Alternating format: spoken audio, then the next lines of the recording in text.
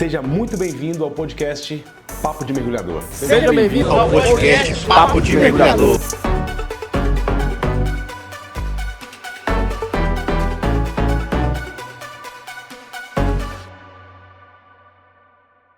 Fala aí, turma! Seja muito bem-vindo ao nosso podcast Papo de Mergulhador, que hoje é uma edição super, hiper especial, onde vocês vão conhecer um dos meus professores no mundo da pesca subaquática, um cara que tem muito mais história para contar do que eu.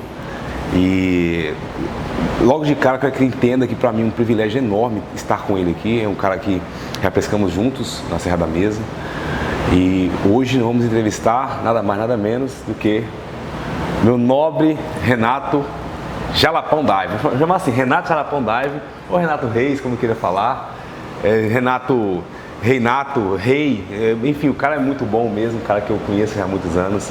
Eu sigo você já há muitos anos, eu acompanho seu trabalho há muitos anos.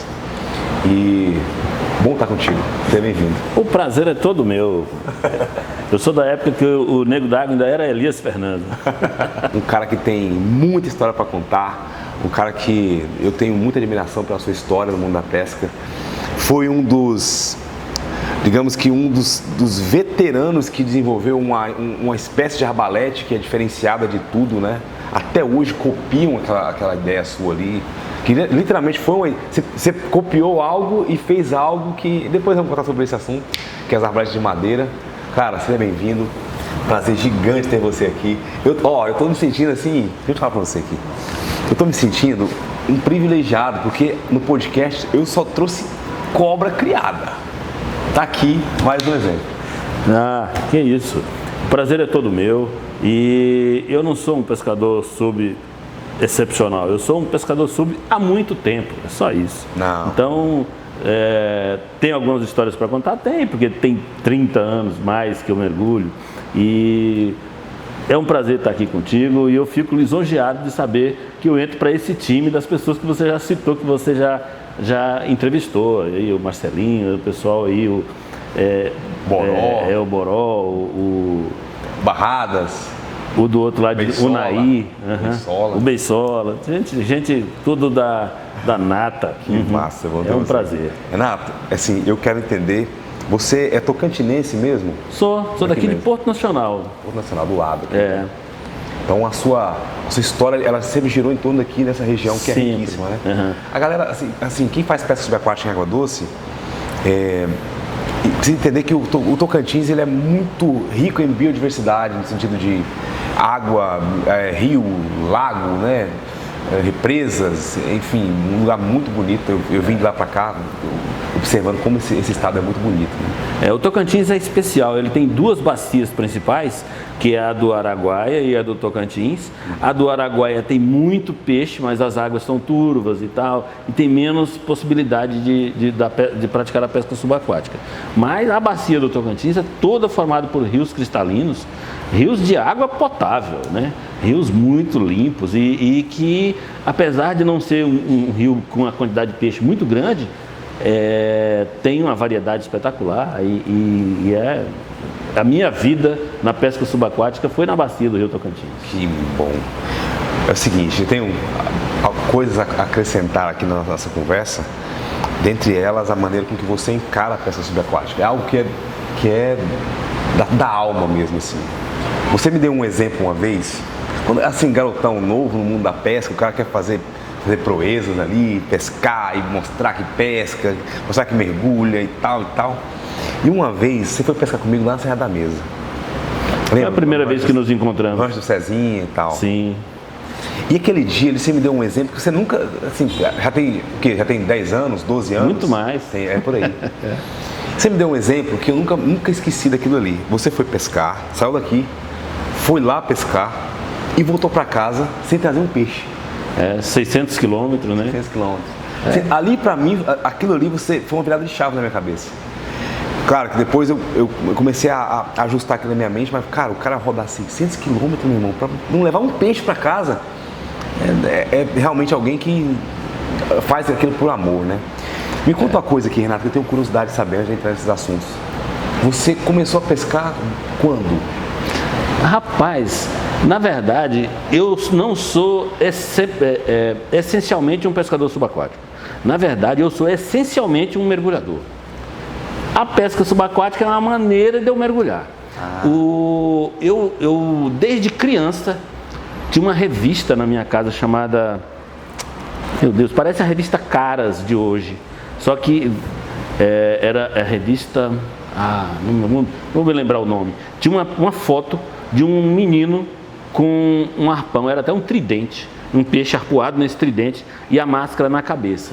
E eu me lembro dessa foto, eu devia ter 5, 6 anos. A minha mãe era costureira e comprava essas revistas para as clientes dela ficar folheando. E eu vi essa foto e eu achei aquilo fantástico. Mas eu não tinha a menor ideia do que era aquilo. Só achei aquela foto fantástica. Anos depois, um menino, uma criança vizinha minha, que tinha uma tia que morava em Brasília, ganhou de presente uma máscara de mergulho. Eu nem sabia o que era aquilo. Só que a gente foi banhar no Rio, a gente banhava no Rio todo dia, lá no Tocantins. E ele levou essa máscara e me emprestou por 5 minutos. Cara, aquilo lá foi como se escamas caíssem dos meus olhos. Eu mudei completamente. Eu achei aquilo fantástico, achei aquilo incrível. E ele só me emprestou por esses 5 minutos. E depois ele perdeu essa máscara, ele sumiu com ela. E eu devia ter o quê? 9 anos. E eu fiquei sem acesso à máscara. Nunca mais eu vi uma máscara de mergulho. Até os meus 15 anos, quando eu passei num concurso para ser militar da EPCAR, da Escola Preparatória de Cadetes da Aeronáutica. E eu fui para Barbacena. E quando eu fui para Barbacena, eu passeando na cidade, eu vi uma máscara de mergulho numa loja de esportes lá. E eu, cara, olha lá, é aquilo ali e tal. Era uma cobra, eu lembro aquela máscara de borracha da cobra. Puma, Super Puma antiga, dura pra caramba. Mas eu olhei e fiquei admirado. Mas eu não tinha dinheiro para comprar, era caro. Aí eu me lembro que quando eu fui lá pro quartel, o comandante lá falou: olha, você tem que fazer uma fila tal hora lá na frente da agência bancária do Banco do Brasil, que tem dentro do quartel, para abrir uma conta bancária. Aí eu falei: abrir conta bancária para quê? Aí ele falou: para você receber o soldo. E eu falei: e o que é soldo? Ele falou: você é soldado, soldado recebe soldo, é o salário.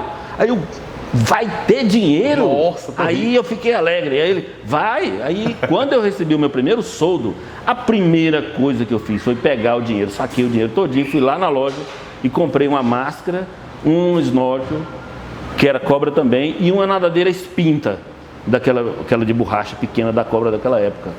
E aos 15 anos, aí eu comecei a mergulhar, aí acabou, nunca mais eu parei. É uma coisa que nasceu comigo já, eu já vim para esse fim. E nesse período, aos 15 anos, com 17 eu entrei numa vibe meio hippie e tal, e virei vegetariano. Fiquei vegetariano 6 anos. E nesse período eu via muito peixe e tudo, mas não pensava em matar, era só ver peixe. Mas aí de repente os motivos de virar vegetariano acabaram e eu comecei a comer carne de novo. E aí eu olhei para os peixes com outro olhar, né? E aí teve um amigo... Olhar de fome. Aí teve um amigo que me falou de um arbalete. Não, tem um arbaletezinho e tal. E ele me emprestou. Nessa época eu já trabalhava, 6 anos depois, eu já trabalhava no Banco do Brasil, aqui em Porto Nacional. E aí ele me emprestou um arbalete cobra com um elásticozinho de 16, um elástico só. O primeiro disparo que eu dei foi numa cachorra que devia ter pelo menos uns 5 quilos. Eu conseguia mergulhar 6, 7 metros de profundidade, por conta da experiência mergulhando anos e anos antes. E eu me lembro como hoje, eu ajoelhei na areia, botei o arbaletinho na frente, disparei. O elástico era tão fraco que a seta bateu na cachorra e caiu na areia, e a cachorra saiu, nem espantou, saiu de boa, do mesmo jeito. E aí eu: caraca, o que é isso? Falei para um amigo, né? Essa arma não atira em nada. Não, rapaz, essa arma é para peixinho pequeno, pertinho, atirar de pertinho. Você está atirando de longe, aí ela não alcança mesmo não. Palmas tinha acabado de ser criada nesse momento, 1990. Ela tinha 2 anos de criação e um cara abriu uma loja de pesca subaquática, de pesca em geral, aqui em Palmas, muito grande. O cara do sul trouxe uma loja gigante para cá. Eu sei até onde é o lugar lá, até hoje. Lá agora é uma loja de pneu. Aí eu fui lá, ele me falou, lá tem arma que presta, lá tem arma boa, forte. Aí eu fui lá e comprei uma pneumática, uma Mako. Nossa. Uma Mako média, perfeita, pronta. Dali em diante... Com potência. Tinha potência para disparar nos 3 metros de visibilidade da água do rio daquela época.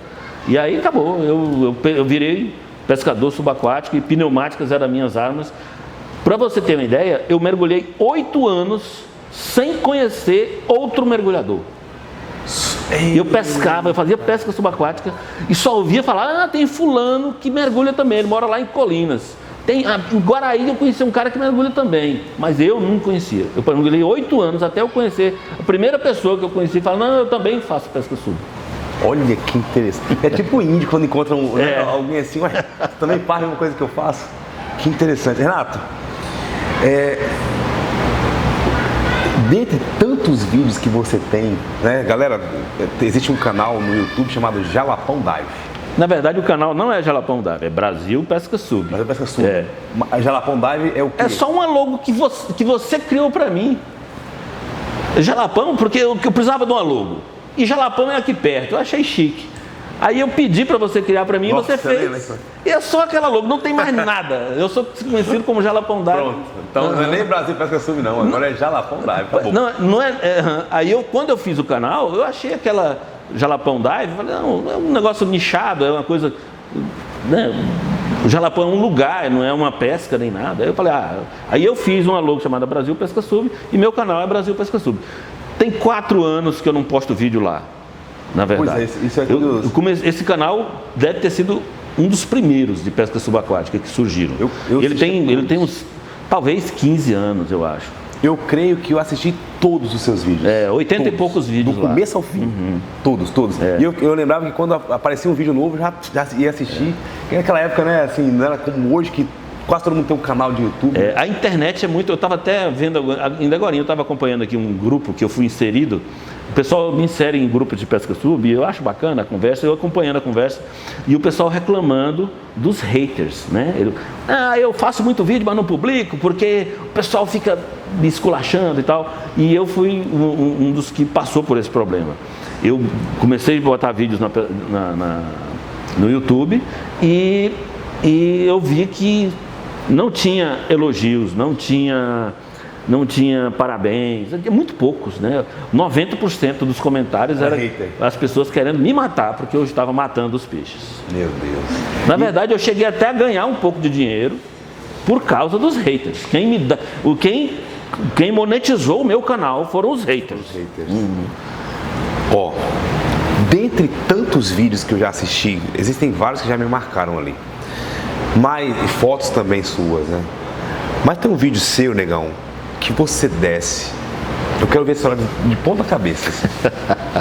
Você desce, para no fundo, passa um monte de caranha. Na época que teve a proibição, né? Da pesca da caranha. Um monte de caranha passando na sua frente, passa caranha. Eu já contei, eu já botei pause, play, contei as caranhas. 150 caranhas. 150 caranhas? Passa então na sua frente, 150 caranhas. Quando você vai voltar para respirar, aparece um casal ou duas. Ah, tá. Você está falando de outro vídeo. É outro vídeo. Passa um casal de Piraíba em cima de você. Me conta aquela história do começo ao fim. Eu quero ouvir ela. Você vai ficar decepcionado. Sério? Eu estava mergulhando num lugar que hoje eu tenho um rancho. Bem na frente desse lugar. Eu fico, meus finais de semana é olhando para esse lugar. Lá, ali, daqui 55 quilômetros. Que eu tenho um ranchinho ali que top. O meu final de semana é lá. Minha paixão ali. E eu estava mergulhando, era uma ilha de pedras. E o fim da ilha, abaixo, eu estava mergulhando no remanso abaixo da ilha. Lá dá 16 metros de profundidade. Eu estava no remanso e eu mergulhava até o fundo. E lá no fundo eu parava e aí eventualmente caranhas apareciam. Eram umas caranhas pequenas na época, o vídeo não dá para perceber, mas eram umas caranhas de 3 quilos, acho que talvez alguma desse 4. Ficavam me rodeando ali e eu filmava. Naquela época caranha era proibido, só podia pegar caranha para consumo no local. Nesse dia eu já tinha capturado uma caranha. Então eu falei, não vou matar mais caranha, né? Mas eu aproveitei que eu estava filmando, E mergulhava e ficava ali filmando, elas passavam e tal. E aí saíam, quando eu subia, acabava o fôlego, eu subia, elas saíam e eu chegava na superfície. Eu fiz uma meia dúzia de mergulho desses. Tinha mergulho que não aparecia as caranhas, tinha mergulho que elas apareciam, e eu no mesmo lugar fazendo espera. Num desses mergulhos, quando eu subi, apareceu os dois fiotes, né? As duas piraíbas. Não eram piraíbas porque eram pequenas. A que eu capturei pesou 22 quilos. A outra me parece que era um pouco maior. Mas o meu corpo virou na direção dessa, que era um pouco menor, e eu não fui ficar selecionando muito, né? E, incrível, nesse vídeo que eu desci, fiquei no fundo e achei a piraíba, o fiote, não tinha aparecido caranha. Você fez uma junção. Eu juntei um vídeo um vídeo que eu filmei há 2 minutos atrás, há 5 minutos atrás, que tinha as caranhas. Aí eu fiz uma junção de um vídeo que aparecia as caranhas e na subida apareceu. Na verdade, aquilo lá é falso, né? Não teve o vídeo que apareceu as caranhas e depois a piraíba. Mas teve um vídeo, um monte de vídeo que apareceu caranha, não apareceu piraíba, e depois não apareceu caranha e apareceu a piraíba. Eu juntei tudo num vídeo só, ficou lindo, né? Ficou maravilhoso. Mas assim, não é fake, não é falso, é só um enfeite. Eu estava em Rondônia, cara. Rondônia. Galera de Rondônia, um abraço pra vocês. E um aluno comentou aquele vídeo. Falou, cara, você já viu o vídeo de um cara lá do Tocantins, assim, que dá um tiro na piraíba? Aquele vídeo ali é lindo demais e tal. Eu falei, cara, aquele ali é o Renato e tal. Falei de você, né? Então ali foi uma imagem... Foi a primeira vez que apareceu uma piraíba na pesca sub, né? Eu tenho a grata satisfação de ter capturado 3. 3 piraíbas? Daquele porte ou alguma maior que aquela? Aquela de 22 quilos, uma em 2000, essa foi acho que 2011, eu não me lembro o ano, mas há muito tempo atrás. E aí, em 2015, eu capturei uma de 50 quilos. Nossa! No mesmo lugar. No mesmo lugar. Só que essa não tem vídeo, porque a bateria acabou. Eu fiz mergulhos, só que era a mesma região, só que era começo de temporada, tipo junho, e a água não estava muito limpa. Então, e o fundo lá onde eu estava mergulhando era 20 metros. E aí eu não conseguia ir no fundo, não era nem porque eu não chegasse no fundo, eu não conseguia ir no fundo porque eu chegando no fundo não enxergava nada. Abaixo dos 15 metros estava noite, então não adiantava descer mais fundo. Então o que eu fazia? Eu ficava fazendo essa mesma espera a meia água. Então eu descia 12 metros, parava a meia água e ficava esperando a apneia passar, olhando no relógio para controlar a profundidade. E olhando, de repente, num desses mergulhos, apareceu aquela mancha branca na frente. Porque em água de pouca visibilidade, você não vê a piraíba, o lombo dela, você vê a barriga. Aí apareceu uma mancha, parecia uma sacola de supermercado, aquela mancha branca na frente.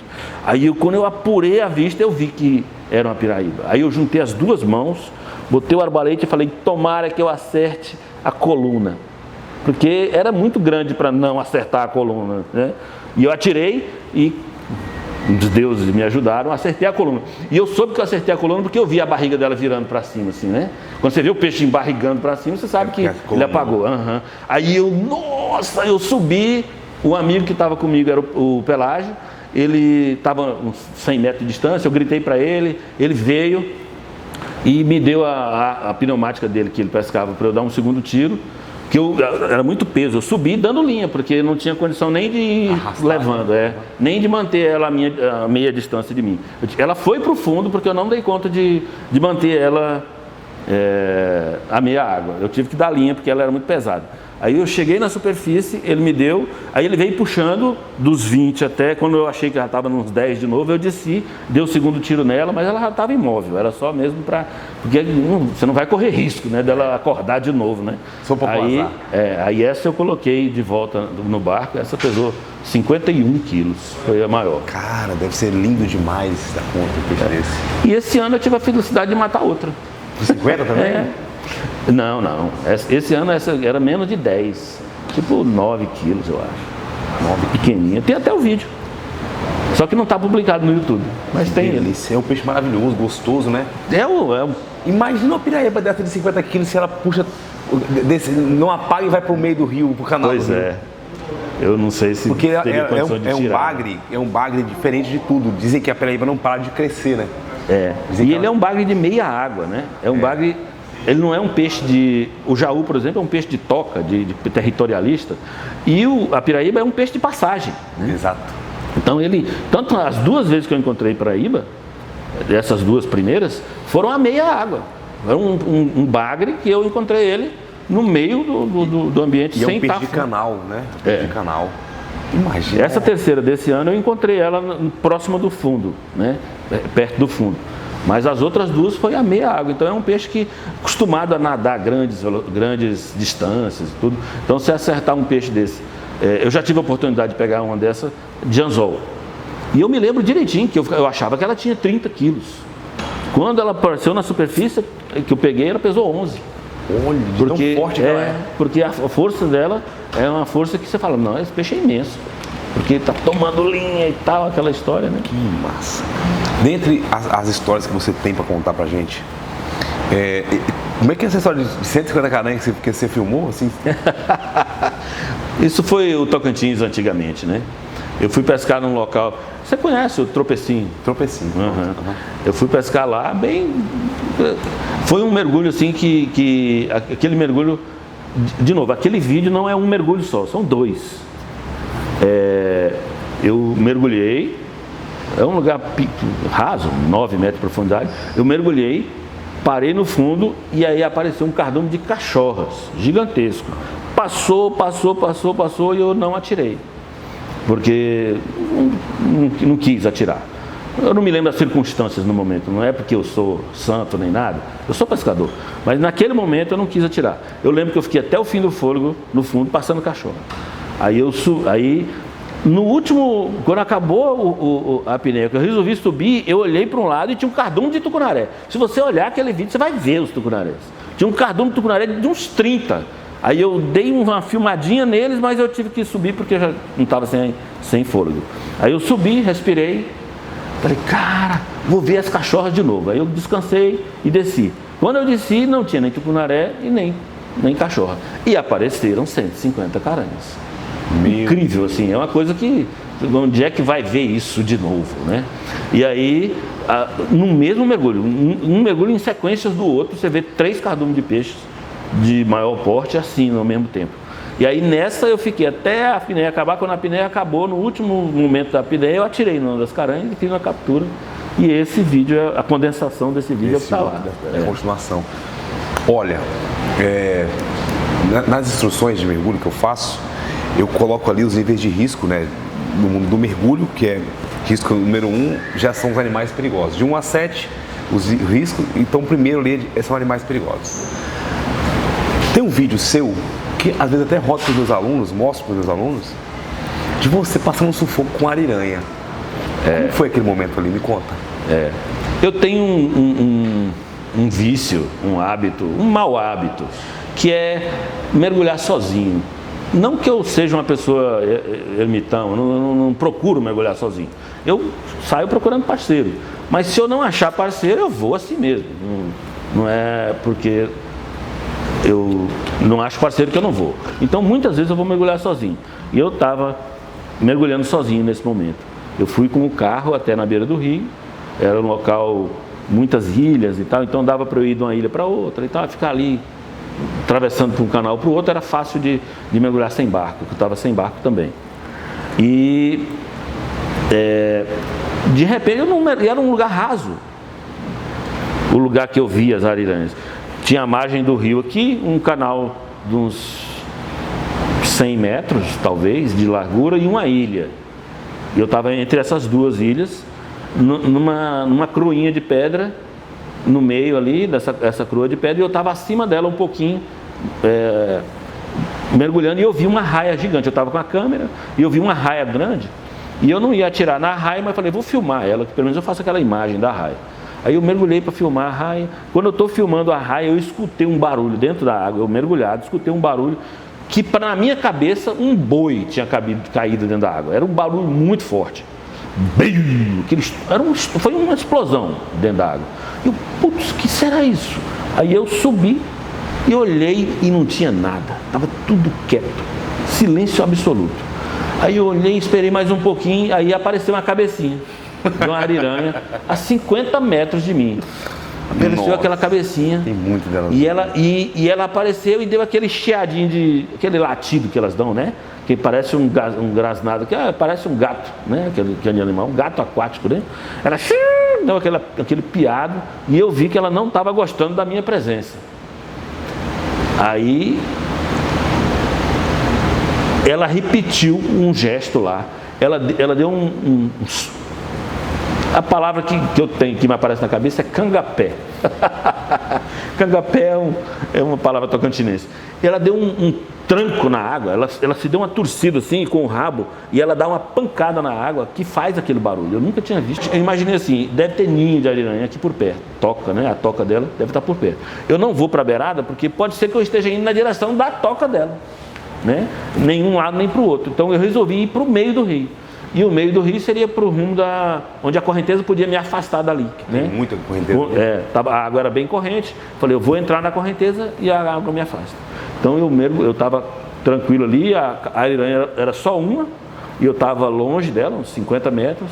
Aí eu me preparei, respirei bem, mergulhei, saí devagarinho, rodeando a coroa de pedra. Quando eu fiquei por trás da coroa de pedra, eu abri para o meio do rio.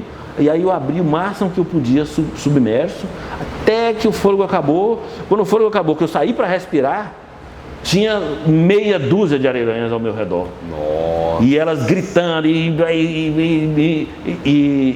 me latindo, né? E aí eu não tive coragem de ficar de frente, né? Eu fiquei com medo delas morderem as minhas costas e eu virei de costas e fiquei nadando de barriga, né? Olhando para trás, né? Nadando para o meio, mas olhando para trás para poder ver elas. E eram muitas, elas ali, aqui, ali aparecendo, e eu com o arbalete batendo na direção delas assim. Não disparei o arbalete, mas fiquei batendo na direção delas para evitar que elas se aproximassem. Eu levei 2 mordidas. Chegou a ser mordido. Mas ainda bem que a ariranha não sabe que nadadeira não é nós, né? Ela mordeu as minhas nadadeiras.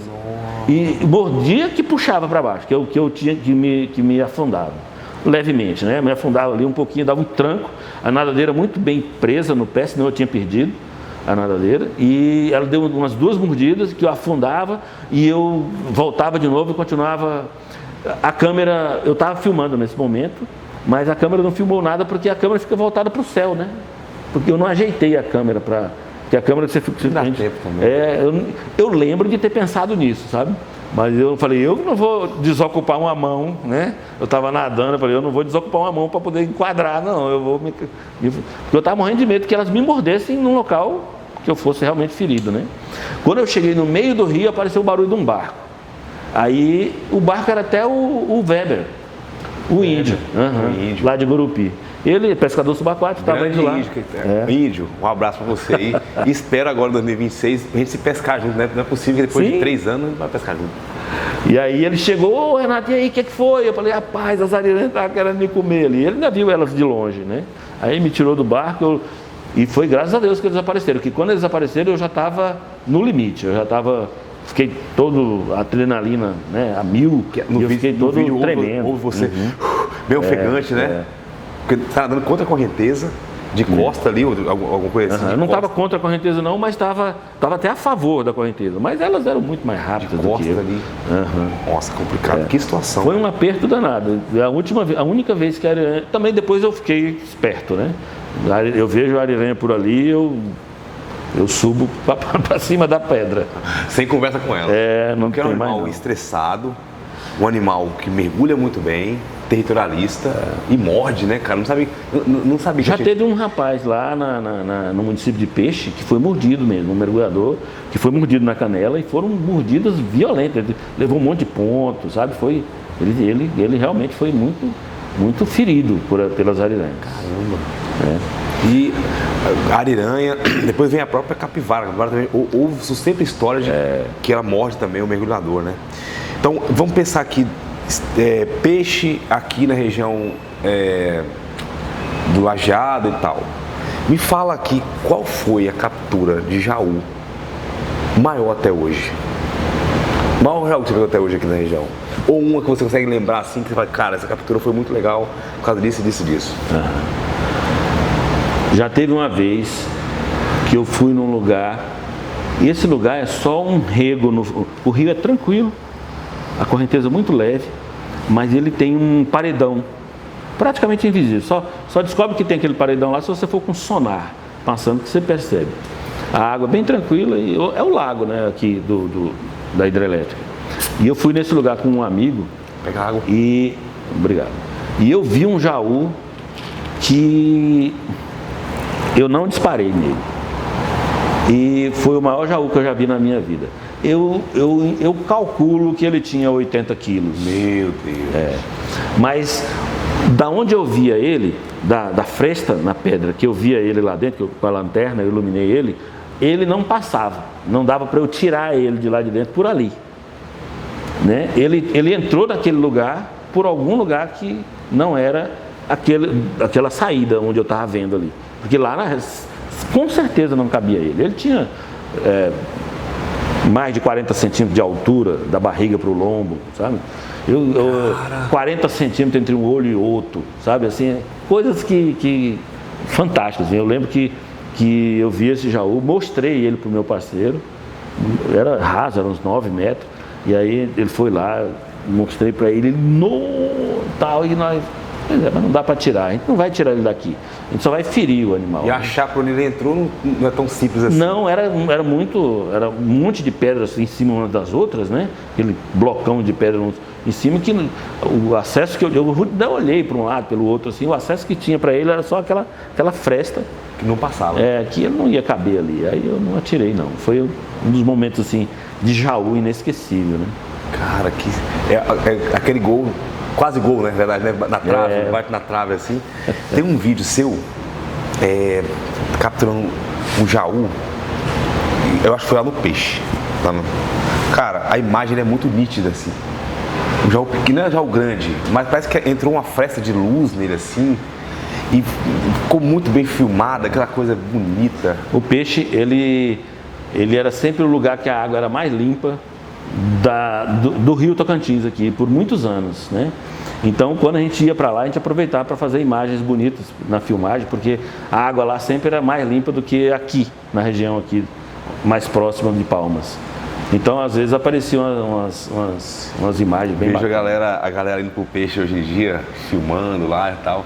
Eles não entendem o que era o Peixe em 2010. Eu já desci aquele travessão, eu fui com vários parceiros, e os parceiros, e tinham pelo menos 2 deles que gostavam de jaú, eles eram muito jauzeiros, a gente chama de pescador jauzeiro, é aquele que pesca de costa para o rio, ele fica olhando só para as pedras. Esquece, Se passar uma caranha nas costas, ele nem vai ver, porque ele vai estar olhando só para os buracos, né? E aí eu mergulhei no travessão, que você conhece bem, e do início ao fim, e eu filmei, eu tenho essas imagens, eu filmei 10 jaús, num espaço de 500 metros, acho que um pouco mais de 500 metros. Eu lembro dessa época. E eu não atirei porque eu sabia que tinha jauzeiros, né? E eles iam atirar, então não precisava de eu atirar. Não. Você sempre publicou seus vídeos, já vi você passando aperto com disparar a curta distância, o peixe enrolar na sua arbalete e tal. Ainda você continua usando as arbaletes central, é isso? Eu sempre usei, quando eu comecei a mergulhar, mergulhei 10 anos usando só pneumáticas. Aí eu conheci mergulhador, né? Outros mergulhadores. E quando eu conheci outro mergulhador, eles usavam arbaletes.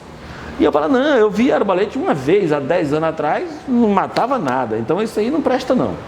O pneumático é que é forte, né? Aí eles, não, mas isso aqui é diferente, aquele lá era pequenininho, isso aqui é um PK, aquilo lá é uma cobrinha, né? Um cobrinha antigo, isso aqui é outro nível. Só que eu falei, mas essa empunhadura atrás, que a arma que eu pescava sempre com empunhadura central, né? Aí, e essa empunhadura atrás atrapalha a correnteza. E eles, mas mesmo assim, ele dá menos manutenção. E eu não aderi, a princípio, ao arbalete, não. Então, eu comecei a mergulhar com parceiros, eles usando arbaletes e eu usando pneumáticas. E eu fiz foi convencer eles a usar pneumáticas na época. Mas eles usavam também arbaletes. Só que aí eu vi a vantagem do arbalete, que era a simplicidade da manutenção, né? Tanto que pneumática, tem até um ditado que se você tem uma, você não tem nenhuma. Se você tem duas, você tem uma. Né? Porque elas sempre dão problemas, né? Não é? Pneumática é complicado. Aquela coisa toda confiável. Não, ainda mais aquelas cobras antigas, né? As de hoje são melhores. Aí eu via que os arbaletes eram bem mais confiáveis. E manutenção de arbalete é muito simples, tá tudo ali externo, né? Você troca os elásticos, tá tudo ali, não tem nada para dar errado e tal. Só que a empunhadura traseira era um grande problema, né? Tentei pescar com empunhadura traseira, era impossível, né? Não tinha lago naquela época, era só rio e correnteza. Como é que você vai aprontar um peixe na correnteza? Aí eu comecei a pesquisar na internet, naquela época não tinha Facebook, não tinha redes sociais, só tinha o Google mesmo, né? Eu saí pesquisando e tudo, até que achei alguns sites que mostravam arbaletes centrais, com uma empunhadura central. Aí eu vi como é que funcionava. Aí eu falei, cara, podia ter no Brasil para vender. E eu olhei, procurei Divecom, PK, não tinha. Aí eu resolvi, cara, então vou fazer um para mim, né? Então eu não sou um apologista do arbalete de madeira por paixão, sabe? Eu não sou aquele cara que fala, arbalete de madeira é um sonho transcendental. Não, é só porque não tinha arbalete de empunhadura traseira e dava para fazer de madeira com empunhadura central. Aí eu fiz, aí os meus parceiros me viram com um arbalete de empunhadura central e falaram, poxa, quero um. Aí eu fiz um para cada um, fiz os meus 3 primeiros. Só que aí, muito incipiente, muito iniciantes, eles saíram ruins e tal, não eram tão bons quanto, né? E aí eu resolvi ver como melhorar. Aí eu já fiz um quarto bem melhor. Aí os parceiros já falaram, faz agora, desse aqui tá ruim mesmo, eu quero um melhor. Eu falei, bom, eu faço, mas agora já não é mais dado, mas não. Agora né? Tem preço. Né? E nessa história eu já fiz mais de 100 arbaletes. Nossa! Assim, eu não sou um fabricante de arbalete, não tenho isso como profissão, eu tenho isso como hobby. Eu tenho um ateliêzinho lá no meu quintal, e que na época da Piracema, porque na época que não é da Piracema, eu vou pescar. Mas na época da Piracema eu faço meia dúzia de arbalete, cada Piracema. Vamos lá, esse é um assunto bem interessante. Porque você foi fazendo atualizações nos seus arbaletes. Daqui a pouco você estava fazendo um cano, é um híbrido, você fala, não é híbrido, né? Cano de alumínio, e aí depois botou um sistema roller. Como eu não sou purista, né? Para mim toda coisa vale, né? Então apareceu, eu vi um que era híbrido, um cara no Havaí, eu achei um site no Havaí que um cara usava arbalete híbrido, com um pedaço de madeira e um cano de alumínio. Ele usava até carbono, né? Aí é uma boa ideia, porque você tem um arbalete que você pode usar ele curto, ou então tira o cano e bota ele longo. Se eu quiser pescar no mar, eu alongo ele e pesco no mar. Então tem um arbalete mais versátil, né? Aí fiz alguns. Aí me apareceu na internet, eu vi arbalete roller com polias. Aí eu, cara, olha aí, será que é bom? Vamos atualizar. Aí eu peguei um arbalete dual que eu tinha e mudei ele para roller. Aí testei, e aí, cara, eu achei fantástico, porque o que mais me incomodava no arbalete era o tranco, né? O recuo do disparo. Aí a roller nem tem. O primeiro disparo que eu dei numa roller, eu falei, não, isso não presta não, porque não tem... Um tiro meio fofo, né? Um tiro fofo, não tem recuo nenhum. Mas aí depois que eu vi que tinha potência no disparo, aí pronto. Nunca mais eu fiz um dual. Depois que eu fiz a roller, nunca mais eu usei dual, mais não. Vendi as duals que eu tinha e hoje se alguém me pedir para eu fazer uma dual, eu fico, rapaz, o que é isso? Para que tu quer isso?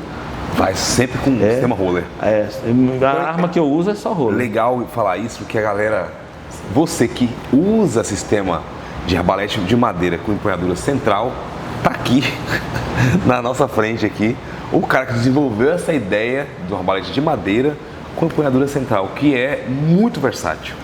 Porque a versatilidade dela, principalmente na água doce, água rápida, a manobrabilidade dela é excelente, né? É verdade. Aí depois você desenvolveu a questão de elas terem ali vazada, né? Vazada, aí depois outras pessoas foram copiando e assim vai, né?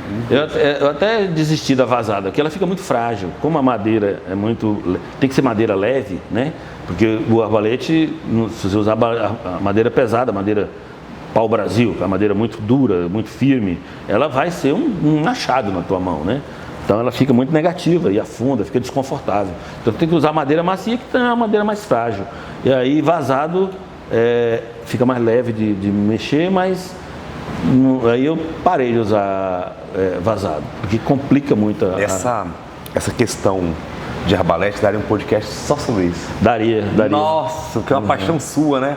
Vejo que você gosta de novo, até hoje eu sou apaixonado mesmo por pneumáticas. Cara. Uhum. Eu sou um pescador de arbalete, porque o arbalete é a melhor arma. É igual você vem com uma faca cega e uma faca amolada. Por mais que a faca cega seja aquela faca que seu avô te deu quando você era criança, que é o seu xodó, que você nunca vai jogar fora, mas na hora de cortar, você vai cortar com afiado. Uhum. Então, as pneumáticas são a minha paixão. Eu até hoje, uma pneumática na minha mão, ela é a extensão do meu braço. É muito difícil errar um disparo com a pneumática. É muito difícil, assim, ela é como se ela fizesse parte de mim. É uma relação muito íntima. Até eu nunca. Você é canhoto, né? Sou canhoto. Nunca tive momento nenhum que eu não tive pneumática. Sempre eu tenho. Hoje mesmo eu tenho lá umas 3. Marcelinha é do mesmo time que você também. E aí, mas assim, elas são pesadas, elas são desconfortáveis. Usa muito pneumática. Elas são desconfortáveis. O Marconi é um purista, né? Até hoje ele está matando peixe com pneumática. Ele pega essas pneumáticas, ele faz modificação nela. Eu já fiz tudo, aquelas encurtar cano e botar ponteira de aço inox, aquele negócio de cobra antiga, que tudo eu já fiz. Mas assim, elas são muito complicadas de lidar. Eu já cansei daquele óleo. Pra você ter uma ideia, o pessoal pede para fazer manutenção nas pneumáticas até hoje aqui, e eu me recuso. Já me sujei de óleo demais. Quando é uma Cissub, uma Maris, uma dessas mais modernas, eu ainda faço, porque eu sei que é muito facinho de desmontar. Mas o cara chega com a cobra, eu falo, moço, eu vou demorar uma semana só esquentando ela e esfriando ela para desenroscar as peças dela, que tem 10 anos que ela não é desmontada. Eu estive na fábrica da cobra, Mônica me levou na fábrica da cobra e tal. A fábrica é enorme, assim. A Mônica é filha do dono lá. Santarém, né? Do Santarém, E aí ela foi me mostrar o trabalho que dá para fazer. Ela falou assim, olha, enquanto a gente fabrica X arbaletes, né? Uma produção grande de arbalete. É fabricada até hoje a cobra. Até hoje, fabricando lá, todas as peças, tudo lá. A gente demora X para fazer a arbalete, tipo assim, a cada 10 que sai a arbalete, a gente faz uma pneumática, que dá trabalho, tem que fazer o teste e tal. Aí eu fui na fábrica, eles mostraram para mim como é que faz as revisões, depois que fabrica, tem que fazer uma revisão nela, antes de sair da fábrica. É bem complicado, pneumática, tem que, igual você, tem que gostar mesmo assim, e sem falar que é um equipamento perigoso para quem não tem costume.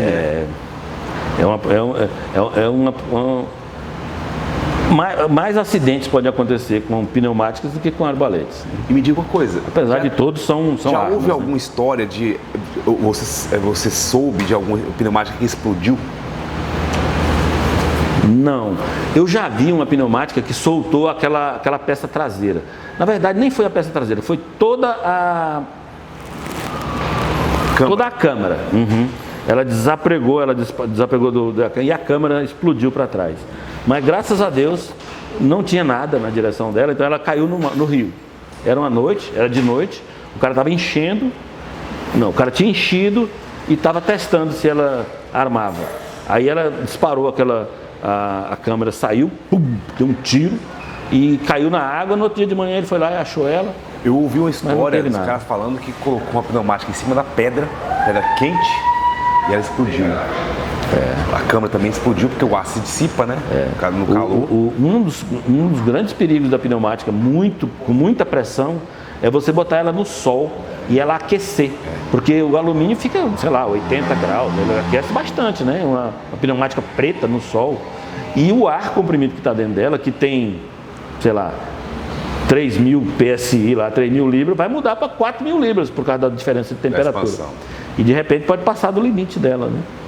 Então eu sempre tive cuidado de não deixar a pneumática ao sol, assim, esquentando à toa. Me diga uma coisa, à sombra. Você era um dos experts do Guarapas. Foi bons tempos. Nossa, quem viveu aquilo ali viveu, né, cara? eu entrei no Guarapas, já era expert no Guarapas, eu lembro que tudo que você fazia no Guarapas, até hoje eu comento sobre isso, tudo que o Renato fazia era um texto bem feito. Não era GPT igual hoje. Eu tinha tempo. Não era chat GPT, não era, sabe? Era um texto assim, técnico. Prós e contras, Prós né? e contras. Você fazia umas análises de arpão, fazendo não sei o que e tal. Cara, que época bacana. Porque o Guarapas, para quem chegou agora, você no caso que chegou há pouco tempo, o Guarapas, ele era o único meio que a gente tinha online, de né? comunidade. Internet, Era o Guarapas. Se por acaso, eu queria poder entrevistar o Celão, né? O Celão era Sim. Então ali... Eu já fui em Guarapari e vi ele lá, cumprimentei ele, tive a oportunidade. O Guarapas, ele literalmente era um clã. Porque o clã do mergulhador se reunia ali e os cabeças, né? Eram os experts. Quem entrava era... De vez em quando o Cerrado Diver entrava lá e dava uns pitacos e todo mundo... O que ele escrevia era sagrado. Né? As análises das armas também, muito bacana. Você era um dos moderadores do Guarapas, né? Eu liguei pro Celão e falei, Celão, pô, tá aparecendo, tá tendo muita briga. Porque tinha muita briga. Flávio Ortega, por exemplo. Tinha muito treta, né? E eu falei, cara, e na minha cabeça a treta era muito ruim, porque em vez de a gente ficar discutindo sobre as vantagens da pesca subaquática, isso e aquilo, equipamento e tal, e tava discutindo treta, né? Aí falei, cara, você é muito mole, rapaz. O cara começou a brigar lá, você apaga o cara, moço. Mas não vou tirar o cara. Ele que faça o outro login. Aí ele faz, zerado, e começa de novo de maneira educada. Se a educação se ele não voltar educado, tira de novo. Não vai proibir ele de entrar de novo com outro login, mas pelo menos dá aquele choque do cara. Era muita discussão. Aí ele falou assim, pois então eu vou botar você de moderador. Eu falei, pois põe que você vai ver. O problema. Moço, cara, qualquer um que falasse, puf. Falei, aí o cara me ligar, ei, rapaz, você me tirou e tal, o que você tem contra mim? Eu falei, nada, é só porque é uma regra. Você falou uma palavra que é impossível. Tá lá a regra. Qualquer um que falar, que xingar no negócio vai ser expulso. Tempo bom. Aí ele, pô, posso entrar de novo? Eu falei, pode, se você não xingar nesse outro nick, né, que era o nome, nesse outro aí, você não falar palavrão de novo, se não entrar em briga. Se você quiser brigar com alguém, vá brigar em particular. Cara, aqui no fórum, não. Hoje em dia, o Instagram ter 100 mil acessos é coisa em uma hora. Naquela época, 100 mil acessos era muita coisa, né? E o Guarapas dava mais de 100 mil acessos por mês, né? Ele era bem nichado, só pesca sub, né? Mas ele era forte, Época boa de Guarapas. E lá você tinha uma frase que era... Não lembro bem exatamente como era a frase, né?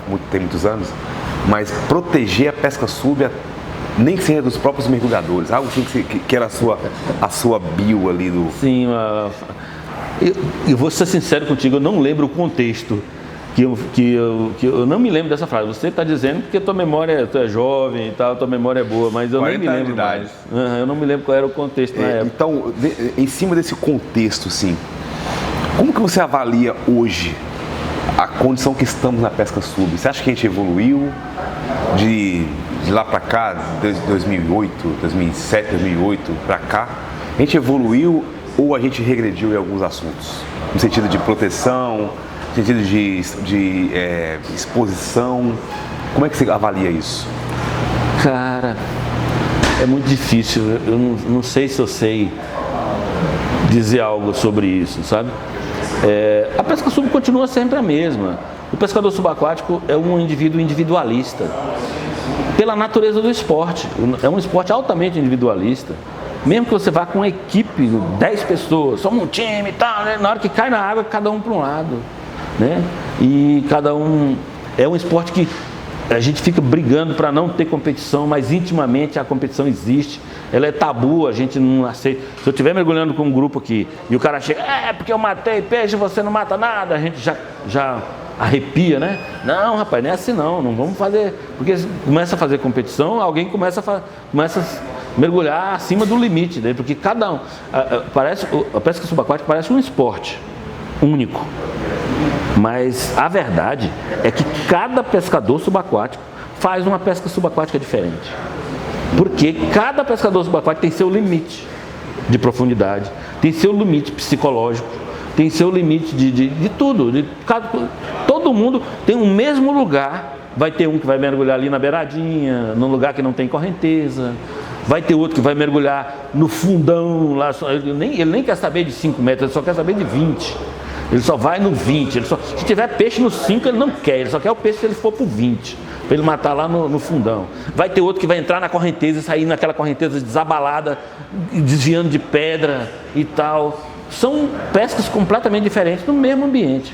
Pescadores fazem coisas muito diferentes uns dos outros. Então, é muito difícil. Sempre tem vaidade, sempre tem aquele cara que vai chegar, o cara é jovem. Ele acaba de entrar na pesca subaquática, ele está com toda a capacidade física e ele, por acaso, tem uma capacidade psicológica muito... Porque, eu vou dizer para você, o pescador subaquático, que é para ser bom pescador subaquático, em 1 ano, ele fica muito bom. E o pescador subaquático que é mediano, que o destino dele é ser mediano, em 10 anos ele é mediano. Ele não tem gente que tem limites que o outro não tem. E aí ele se cresce, né? É muito difícil você segurar a vaidade de uma pessoa, né? Nesse momento. Então ele começa a mostrar, as redes sociais estão aí para mostrar. Então sempre vai ter gente mostrando.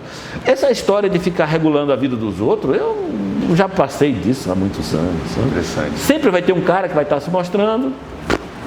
Sempre vai ter. Vai amadurecendo. Eu passei por essa fase. Eu queria mostrar. Para mim, se eu pescasse ali, eu comprei uma câmera para poder tirar minhas fotos e eu poder guardar e poder mostrar aí no... Eu abri um canal no YouTube para isso, não é outra coisa não. Hoje em dia, assim, eu fui multado, inclusive. Eu levei uma multa de 40 mil reais, irmão. Aí, por causa de um vídeo. 40 mil. O cara pegaram o teu vídeo e multaram na Bahia, eu pescando com um amigo meu, a gente fez uma pescaria pancada e ele pegou esse vídeo e botou para rodar, o vídeo rodou. E caiu na mão do ICMBio, enfim, deu um problema. 40 mil conto. 40 mil pra mim, 40 mil pra ele, 40 mil pro outro amigo. 120 mil reais de multa. Fora que nós perdemos todo o nosso equipamento. Teve que pagar advogado. Então, de vários anos pra cá, eu comecei a refletir muito de quem eu era, de quem eu me tornei, assim, no sentido de a cabeça muito mais aberta. Hoje em dia, um dia eu saí da Bahia, fui lá no Weber, pescar com ele, voltei pra Bahia, e não levei um peixe para casa. 3 mil nada, quase 4 mil quilômetros. Eu rodei para pescar no peixe. Então as coisas vão evoluindo.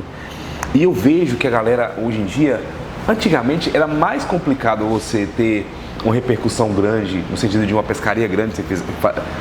Eu lembro que uma foto sua só, que eu vi até hoje, o tempo que eu te conheço, uma foto sua, não sei se vazou, você mandou pra alguém, não. Que foi uma pescaria...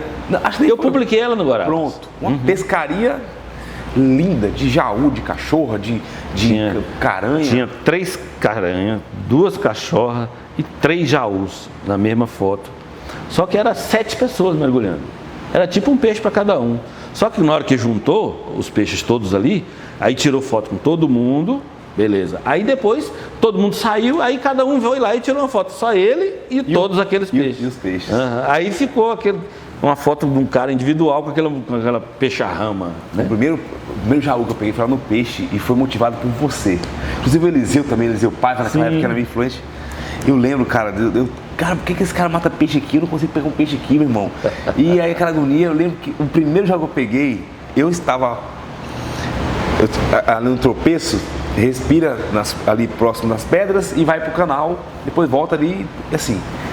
E eu tinha feito vários mergulhos lá, não tinha visto peixe nenhum. Naquela época tinha muito jaú, mas não conseguia enxergar o bicho.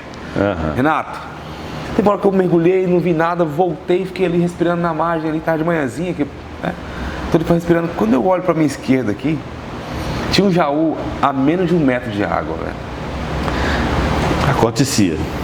E ali pra mim foi Eu já matei um jaú que eu tive que tirar a pneumática, era a pneumática na época, eu tirei da água para tirar nele. Porque entre ele e a água não cabia a arma. Cabia a arma. Esse lá eu tive, é uma balete com uma samurai, quem nunca não lembra pegar samurai, né? A minha era 80, e eu levantei ela assim, Tá, e ele quebrou o cabeçote da minha arma inteira, virou aquela bagunça. Ele foi pro meu primeiro jaú, que foi... E aí, escuta, inesquecível. Eu tava com a galera pescando, e aí, se eu contasse pra eles que foi praticamente fora d'água que eu matei o jaú, eu ia ter moral.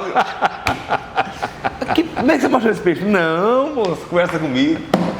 Tava lá mergulhando uns 12 metros lá, moço, esse peixe tava lá e achei muito de perto dele e tal, mas até hoje ele não sabe que o peixe tava praticamente fora d'água. Por isso que aqui no Tocantins a gente tem o ditado assim, a balança de Miracema. Que tem um pessoal que pesca em Palma, tem um pessoal que pesca em Miracema, e o pessoal de Miracema, eles têm uma tendência de subir, assim. Aí, quando você fala, e esse jaú pesou tanto? Quanto? Pesou 15 quilos. Falo, só se for na balança de Miracema. Lá em Miracema tem Lucion. Ainda pesca Lucion, doutor Lucion?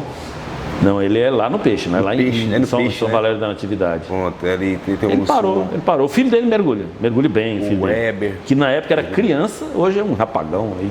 Gente boa. Você lembra do doutor lá no peixe? Dentista. Maurício. É um dentista. Maurício. Também mergulha muito. Ele não mergulha mais não, ele não está mais no peixe, eu acho. Tá lá no peixe, não? Eu acho que não, eu nunca mais ouvi falar dele. Ele não mergulha mais. Era um grande também mergulhador. Uma das coisas a se comentar que vale a pena na pesca subaquática é que existem muitos ex-pescadores, ex-mergulhadores, ex-pescadores subaquáticos. Muitos. Eu sou um dos poucos que mergulha há 30 anos. É muito pouca gente que tem muito tempo assim. Porque a pesca subaquática, ela não te machuca, né? Ela te mata. Então, quando você tem um perrengue na pesca subaquática, você percebe que você andou muito perto de morrer. E isso faz as pessoas que levam um susto muito grande e tal, e de repente ele fala, esse mundo não é mais para mim. Aí para de mergulhar, porque passa um perrengue. Outra coisa que faz é a morte de alguém, de um outro pescador subaquático ali por perto. Aqui nós temos há 14 anos atrás, 12 anos atrás, a morte do Davi, né, um grande mergulhador e tudo. Era o melhor mergulhador da região na época. E morreu mergulhando num mergulho em que tinha 10, 12 mergulhadores junto com ele.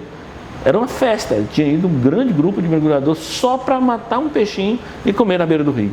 Como é que foi a história? E aí fizeram o mergulho, mataram. Inclusive, o mergulho durou pouco, porque 2, 3 horas depois que começaram o mergulho, era muita gente, não me lembro exatamente quantos, mas no mínimo 12 mergulhadores. Aí, já tem uma cachorra ali, já tem uma jaraqui ali, tá, já deu o peixe da peixada. Então paramos. Aí foram para beira do rio para tratar peixe, tirar a roupa e tal. E o Davi pegou um relógio profundímetro de um amigo, falou, vou fazer uma marca nesse relógio que esse relógio nunca mais vai fazer outra igual, porque o dono não ia conseguir repetir. E desceu, mergulhou. Era um lugar que era um paredão de água bem calma, tranquilo, bom para tratar peixe, bom para tirar roupa e tal, mas o paredão descia 25 metros ali naquele lugar.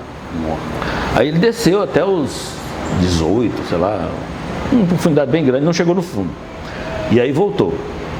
Aí voltou, parou ali, aí cheguei nos 18 e tal. Só que aí, 1 minuto e pouco depois, ele falou, vou fazer outra marca, vou melhorar essa marca. E ele não fazia tempo de superfície. Ele chegava, mostrava, vou fazer outra. Desceu de novo. E voltou. Com a marca ainda mais profunda um pouco. E, de novo, menos de 2 minutos depois, ele, não, vou melhorar essa marca. E todo mundo, moço, larga isso, vamos tratar o peixe aqui, já terminou o mergulho e tal. E ele mergulhou e aí não voltou mais. E o lugar era muito fundo para qualquer um dos outros que estava ali ter condição de resgatar. Uhum. E aí já estava de tardezinha, já estava tarde, chamaram o bombeiro, mas o bombeiro não teve condição de ir no mesmo dia, porque anoiteceu. Aí eles foram no outro dia de manhã, ele estava no mesmo lugar, lá nos 25 metros, só mergulharam, pegaram ele e voltaram, imediatamente. O lugar nem tinha correnteza. E isso fez muitos ex-mergulhadores, muitos. Eu imagino, uma situação muito trágica. Cara, pai casado, tinha 2 filhos, Dois filhos, duas crianças assim de 6, 8 anos, 7 anos. Muito, muito triste, né? E uma grande pessoa, um grande amigo. Nossa, cara, que tristeza. Tirando isso, eu queria que você contasse pra gente, já na parte final do nosso podcast, de tudo que você já fez hoje, até hoje, de captura de peixe. Tem uma que você gostaria de contar, que você vivenciou aquele momento que pra você foi marcante até hoje, assim? Você tem um tucunaré. Qual é a pescaria que você fez, assim, que você recorda bem? Que é a que mais me impressionou na vida foi essa que eu já contei das cachorras, do cunaré, caranha. Essa sequência foi imbatível e ela está filmada, né? E ela foi assim, realmente o ponto alto. Tem as capturas dos piraíbas, que é uma coisa que eu tive a graça, não é uma quem está dentro d'água pode matar, né? Não é uma coisa assim que eu tenho mérito nenhum, porque simplesmente eu dei sorte, né? Deus me abençoou, porque não é uma coisa que eu fiz nada de excepcional para conseguir galgar, né? Simplesmente aconteceu.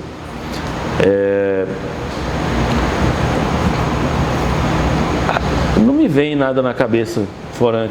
Eu tenho uma pergunta que para mim é importante saber, entender como é que funciona aqui, porque hoje o Tocantins já não é mais um reduto onde muitas pessoas, como antigamente, vinham para cá para poder fazer pesca de muito peixe, levar peixe para casa, que a quantidade de peixe é enorme.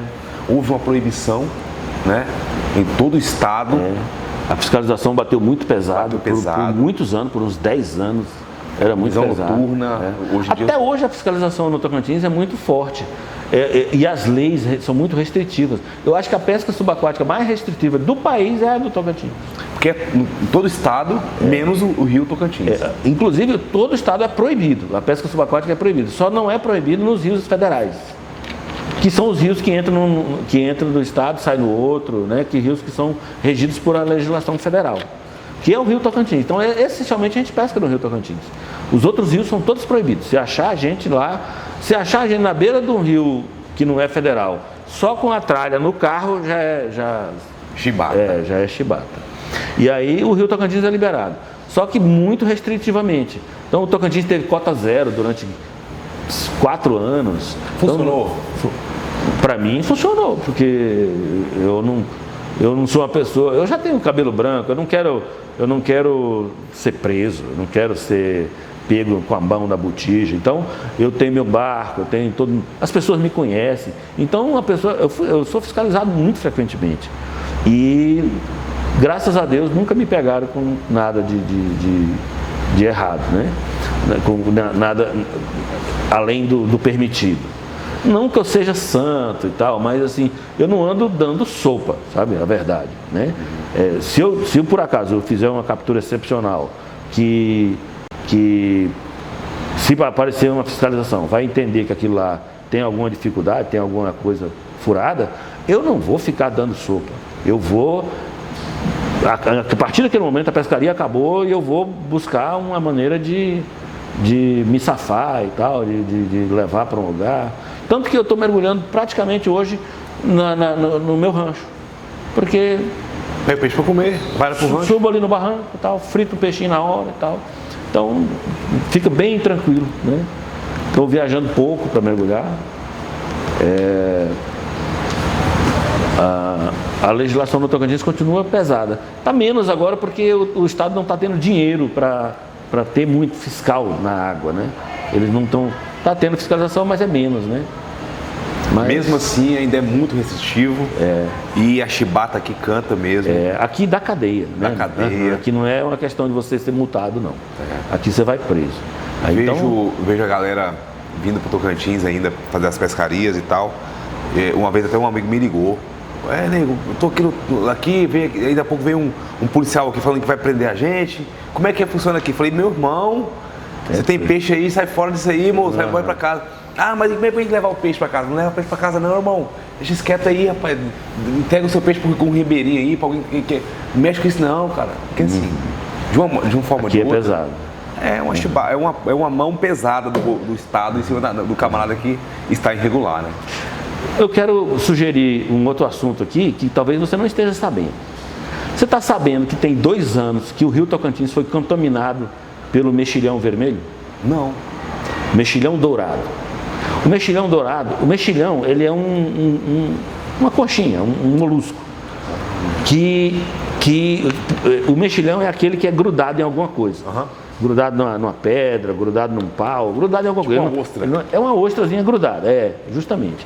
Então, esse mexilhão dourado, ele invadiu a bacia do Rio da Prata em 1998, lá na Argentina, lá em Buenos Aires. Aí ele subiu o Rio da Prata e contaminou toda a bacia do Rio da Prata. Aquele Rio Grande, Rio Paranapanema, Rio Paranazão, tudo é contaminado pelo mexilhão dourado. E é por isso, por causa dessa contaminação que aconteceu em 98, que as águas dessa bacia é tão cristalina. Não existia água cristalina na bacia do Rio Paraná antes de 1998. As águas eram 2, 3 metros de visibilidade, mais ou menos, laguinha. Lá tem lago no Tietê que dá 15 metros de visibilidade. Por causa desse mexilhão. E esse mexilhão invadiu, contaminou o Rio Tocantins. Então o Rio Tocantins, e a contaminação vem da Barra. Contaminou primeiro lá embaixo e está subindo. Então, esse ano, em Lajeado, chegou a dar 9, 8, 9, talvez 10 metros de visibilidade. Agora está explicado aquela água que eu vi no vídeo. Eu vi o Davi dando um disparo no Jaú. Ele viu o Jaú daqui lá, naquela porta lá, ué. Cara, então é por isso. É isso. Não chegou no peixe ainda. Não chegou em Ipueiras ainda. Mas no lago já tem. Ipueiras é o fim do lago. Mas o que explica ele fazer com que a água fique limpa? Ele é filtrador. Ele é um molusco que ele fica... E ele abre e entra a água dentro, ele fecha e libera a água filtrada. Aí ele fica fazendo isso. E olha, já foi feita uma pesquisa em água contaminada, 1 metro quadrado de área contaminada pode conter mais de 1000 indivíduos. Olha, cara. Então é uma conchinha miudinha que ela se acumula em grande quantidade. No lajeado, é muito difícil você pegar, se for mergulhar em lajeado lá, é muito difícil você pegar numa pedra no fundo, abaixo de 5, 6 metros, que não seja ele. Você não vai pegar na pedra, você vai pegar no mexilhão, em cima da pedra. Que coisa interessante. Assim, a contaminação brutal. Mas isso causa algum impacto? O impacto que causa principal é dano para as hidrelétricas. Ele suja os tubos de irrigação da hidrelétrica lá, das turbinas e tal, e provoca prejuízo para elas, porque eventualmente tem que parar de funcionar uma turbina para descontaminar, para tirar o mexilhão daqueles vertedouros lá e tal, limpar. Para o pessoal que cria peixe também, tanque-rede, ele contamina as redes. Você tem que, toda vez que despesca um tanque de tilápia, tem que tirar para fora, esperar ele morrer, depois vir com um jato forte, descontaminar para botar de novo, coisa que não era necessária. Mas ele provoca de fato um aumento da quantidade de peixe. Algumas espécies de peixe diminuem e outras aumentam. E as que aumentam são as melhores. A tambaqui aumenta, o piau, a caranha, que tudo come ele. Se alimenta dele. Se alimenta dele. Pronto, que interessante. Então tem peixes que sofrem. Tem peixes que sofrem com ele. Mas os peixes que eu já vi falando sobre o mexilhão dourado, que não se adapta com ele, a gente nem conhece. Uns peixes são nomes estranhos, que nem são peixes que não são comerciais. A gente pesca, eles estão se alimentando. Para efeito da quantidade de peixe que tem no rio, isso vai melhorar. Que interessante, eu não sabia. E a água vai ficar transparente. Em Lajeado eu pesquei, ano passado já estava contaminado e a água deu 5, 6 metros de visibilidade. Esse ano já está, não sei se 10, mas pelo menos 8, 9 dava. Sabe? Cara, tanto que agora na Praia do Funil ali, que é abaixo de Lajeado lá, está tendo até uma operadora de mergulho fazendo muito sucesso. Porque sempre teve, gente abre um operador de mergulho aqui em Palmas e não faz sucesso, porque a água, 2 metros de visibilidade, aquela água é estressante, né? Não é visibilidade curta é uma coisa que é psicologicamente ruim, então o pessoal não curte muito. Agora a operadora está fazendo o maior sucesso lá. indo para a parte final, eu vou te pedir uma coisa, vou te perguntar na verdade. Quando que você volta a publicar seus vídeos no seu canal? Pois é. Pessoal, cara, você não tem ideia de quanta gente me manda mensagem. Cadê teus vídeos e tal? E eu tenho filmado, eu não peço sem filmar não. Raramente eu peço sem filmar. Eu tenho muito vídeo, muito vídeo. É claro que a quantidade de peixe caiu, a qualidade do peixe caiu. Então eu tenho muito piau, muito jaraqui, esses peixinhos, né, normais, né? Agora, jaú tem, mas não é tanto, né? Não é mais muito. Antigamente eu não tinha muito vídeo de jaú porque eu não matava todos os jaú que eu via. Agora eu não tenho muito vídeo de jaú porque não aparece muito jaú para matar. Então a quantidade de peixe diminuiu. Mas eu tenho muito vídeo e eu não sei, não é uma coisa assim que eu tenho é uma decisão emocional, sabe? Como tem essa questão do hater, né? O meu canal, ele não é visitado por fãs, ele é visitado por haters. É muito difícil, é psicologicamente muito difícil você ser xingado o tempo todo. Mas você pode bloquear os comentários? Mas é uma lembrança, assim, a maneira com que você filma, a maneira com que você captura o peixe, a maneira com que você fala, ela contribui muito para a pesca subaquática. Porque não é um vídeo monótono. Você tem história nos seus vídeos são bonitos de se verem. Então eu acho que você deveria pensar com carinho, porque você não é só uma questão sua, é a própria pesca sub que você mesmo gosta, você defende. Então uma das maneiras de você defender a pesca subaquática é você voltar com seus vídeos maravilhosos para o YouTube, porque querendo ou não, o YouTube ainda é o maior fomentador de conteúdos de pesca subaquática, nem o Instagram mais. Nem o Instagram, tanto quanto o YouTube, porque ali você tem como contar uma história, um vídeo longo, né? Não só um Reels, por exemplo, de Instagram. Então vai um conselho para você voltar. Pois, vou pensar. A divulgar e vou te cobrar. Na parte final já do nosso podcast, olha para aquela câmera ali, ó. Fala, deixa para a galera sua rede social, fala sobre o seu canal e se despeça, por favor. Meu canal está inativo. Se pesquisar por Brasil Pesca Sub, talvez não ache meu canal, porque tem tanto tempo que não posto nada lá, que tem que pesquisar por Renato Sub, que é youtube.com/Renato Sub, que é o nome mesmo do canal, né? O nome CNPJ do canal. Se pesquisar, acha. Mas ele nem está mais... Se você pesquisar sobre pesca subaquática, antigamente, pesquisando sobre pesca subaquática, meus canais estavam todos aparecendo ali. Hoje não aparecem mais. Mas eu não tenho mais redes sociais. Eu tenho todas as redes sociais. Tenho Instagram, mas eu não acesso, não. Não é frequente. Minha vida agora é a minha vidinha em casa. Eu vou lá, faço minha pescazinha, pego meu peixinho para comer na hora. Eu não tenho esse negócio de peixe em geladeira, sabe? Eventualmente a gente mata peixe e acaba sobrando e fica algum na geladeira, mas não é mais objetivo. Às vezes mata um jaú de 20 quilos, você não vai comer 20 quilos na mesma hora, você acaba filetando e tal, e guardando para um outro momento, com certeza. Mas minha pescaria em grande parte é um peixinho ali para eu... Sabe qual é o peixe que eu estou pescando assim apaixonadamente agora? Mandi moela. Nossa, que isso! É gostoso? É delicioso, é um salmão da água doce. Nossa. E é um mandizinho desse tamanho, difícil de acertar, difícil, você tem que apinar de 2 minutos para poder ele chegar a 3 metros de você. E você tem que dar um disparo longe, chato, e ele não encosta. Se você mexer, eles vão embora. É tecnicamente difícil. Para você ter ideia, esse ano eu matei 6. Esse então, ano acho que é mais por tesão, então, né? Renato, brigadão, tá, velho? De coração. Eu que agradeço. Eu tô aqui falando com ele aqui, tô viajando, assim, tá muito bacana ter você aqui. O propósito do nosso podcast é literalmente essa conversa mesmo aqui, um papo de mergulhador, né? Então, estar com um dos meus professores aqui na minha frente, ouvindo as histórias dele, é muito bacana. Você me considera como professor, porque quando você começou a mergulhar, eu mergulhava já, né? Mas não é professor, nós somos parceiros. Aprendi muito, eu, inclusive aprendi uma das técnicas que você me ensinou.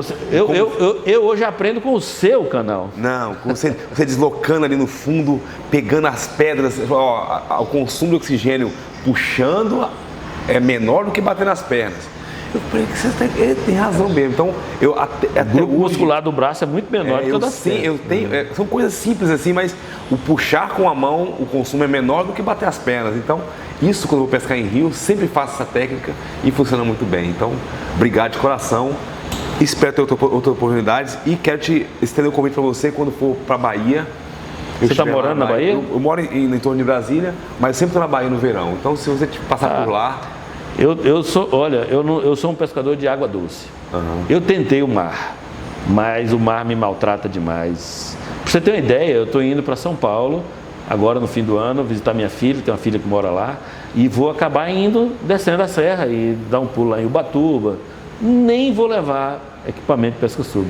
No verão, em Ubatuba, que é um point, é um pico lá, e eu nem vou levar, porque aquele sal da água do mar me maltrata. Eu te garanto que se você for comigo lá no Nova Viçosa, pescar comigo na embarcação minha, você nunca mais vai ter essa ideia aí que você teve de que o mar é para você sim, é porque você esteve ali num ambiente não legal, numa embarcação. Não é, cara. O meu maior problema com o mar é insolúvel. Eu não consigo me adaptar ao sal da água. Ao sal da água. Já vi problemas muito maiores do que os seus serem resolvidos.